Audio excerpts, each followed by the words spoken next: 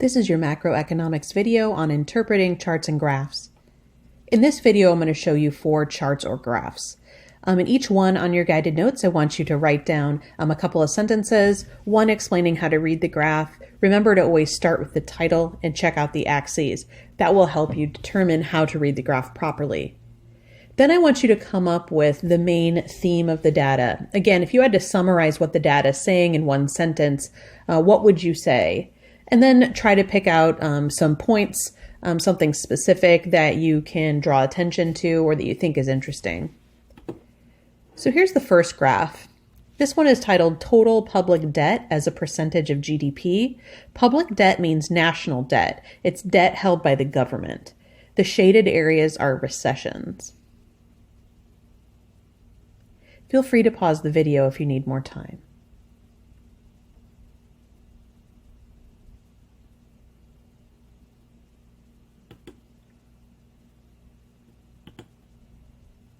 This next graph says federal surplus or deficit as a percent of GDP. This is the budget surplus or deficit. Remember, national debt includes all of our deficits added together, plus the amount of money that we sell in bonds to foreign countries, which we owe interest on. This particular graph is just looking at Congress's either deficit or surplus in that particular budget year. So the black line at 0 is even if Congress had broken even. If the line is above that, that means we had a surplus. And if it's below it, it means we had a deficit.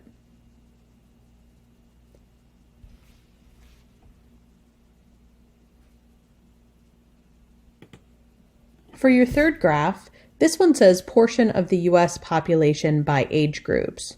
Notice that the vertical axis is a percentage. So that should tell you what percentage of the total there are in each of these particular age groups.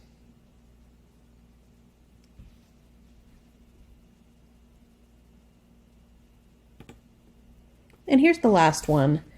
This is proportion of the population, U.S. population, by a select ethnic or racial group. And there's 2 years here, 2012, and then they're projecting what it will look like in 2060. So you can see various population percentages for white alone, black alone. AIAN is American Indian and Alaskan Native. Those are indigenous populations. Asian alone. NHPI is Native Hawaiian or other Pacific Islanders. 2 or more races, non-Hispanic whites, and then Hispanic of any race. It's important to point out that the way that we categorize race in the United States is arbitrary. Every government gets to pick out which categories there are for racial groups and how we're going to let people select which racial group they decide to be in. So Hispanic is a large category, which includes not just Latinos, who are generally from Latin American countries, but people born from countries that were once controlled by Hispaniola, which also includes parts of North America, South America, and even parts of Europe like Spain and Portugal. So sometimes in our country, when we refer to somebody as Hispanic, that doesn't mean that the person themselves identifies as Hispanic. Sometimes the general population, they might see themselves more as Mexican American or Colombian American or Spanish.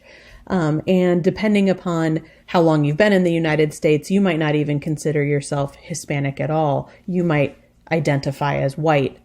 So again, the way that we categorize people, we let people self-select which racial group they're part of. Some people have varying backgrounds, and to the general public, they look like they are one race, even though they're not. They could be by birth different races. And that's not even talking about culture, language, the way you grow up, and varying races that can combine. There are just too many flavors of people today to categorize them into 2, 3, 4, or even 8 different categories. But we do let people self-select how they identify racially. So take some time, write out a couple of sentences on what you think this particular chart or graph is saying about race between 2012 and 2060.